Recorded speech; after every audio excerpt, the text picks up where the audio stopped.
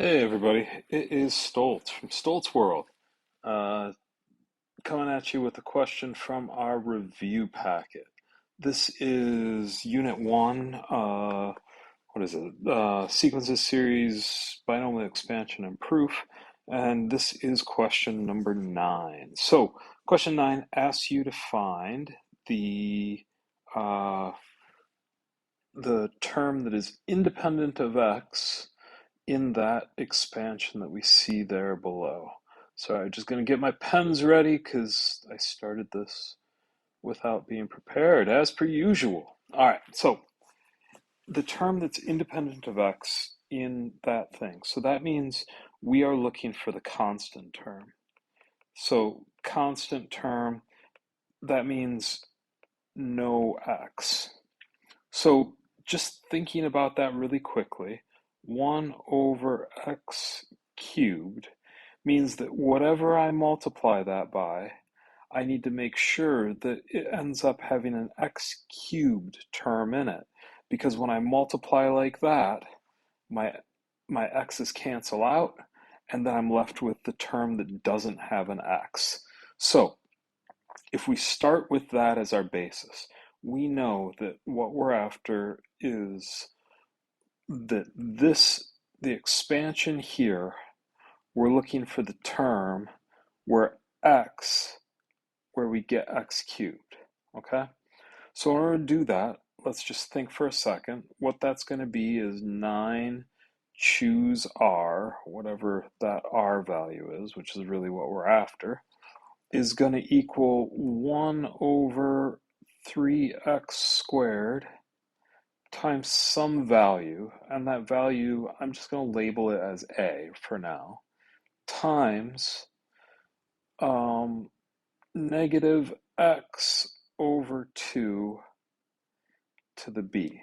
Okay, the reason why I'm using a's and b's is because by using a's and b's, we should be able to um, try to figure this out a little bit more easily. So what we need to have happen is a plus b has got to equal 9. That's a rule because we're at 9 right up there.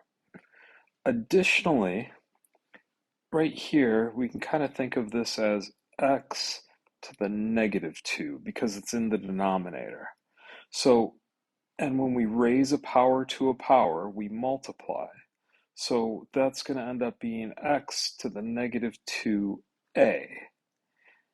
So what has to happen is a, so negative 2a plus b, we want that to be 3. Because again, we saw that we need this term to be x to the third power. Okay? So we treat this like a system of linear equations. So in order for me to cancel these out, to make this happen, I have to turn one of these two negative. So I guess let me turn this one here negative by multiplying by negative 1. And if I do that, I would end up with negative a minus b equals negative 9. And then I'm going to combine this with this. I'm just going to add those two together. So I'm going to try to slide over just a little bit to make sure I got that. So that's going to be, I'll write it underneath, negative a minus negative b, or minus b, I guess, equals negative 9. And then I'm just going to add those two values together. So I get negative 3a, that turns to 0, so they go away, and that equals negative 6, which means that my a value has to be negative or positive 2, because negative 6 divided by negative 3 is positive 2. So we know that a is 2. If a is 2, that means, so this is 2, then a plus b has to be 9 total, so b has to be 7. So I've got my values here.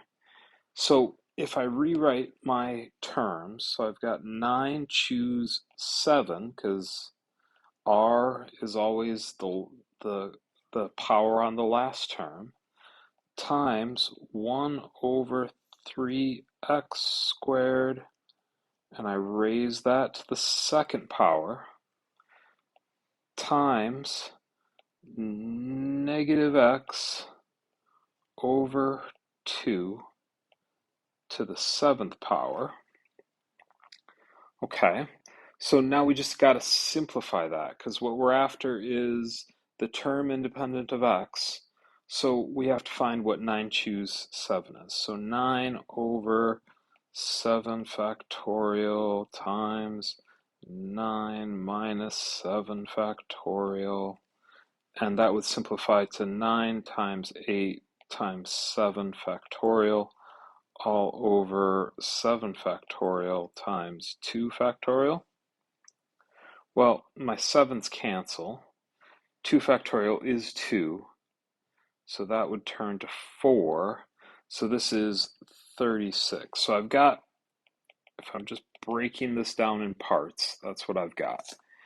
If I square that, I would end up with 1 over 9x to the fourth power, and I'm going to be multiplying that by that to the seventh. So that's still going to be negative x to the seventh, and the negative stays because it's an odd power, and then 2 to the seventh. Well, 2 to the fourth is 16, so 2 to the fifth is 32, and 2 to the sixth is 64, and so that'd be 128. Oh my goodness, that's a huge number. So we got 128 there. When I multiply these, again, x to the fourth cancels out and leaves that as x cubed. So I would be left with 1 over 9 times 128, and then we have x cubed. Okay? Trying to help myself out here a little bit.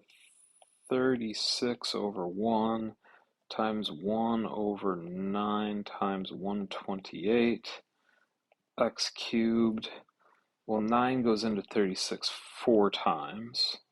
128, it would go in, that would cancel down, and that would be 32. So I get 1/32 times x cubed, and then that is the term that we're looking for this bit here, for this value here. So plugging that in here, 1 over 32 times x cubed, and when I do that, I would get my x cubes canceled, giving me independence, so I don't have an x in there. So I get 1 over 32. And I think if you check, that is probably what the answer is. I really hope that's helpful.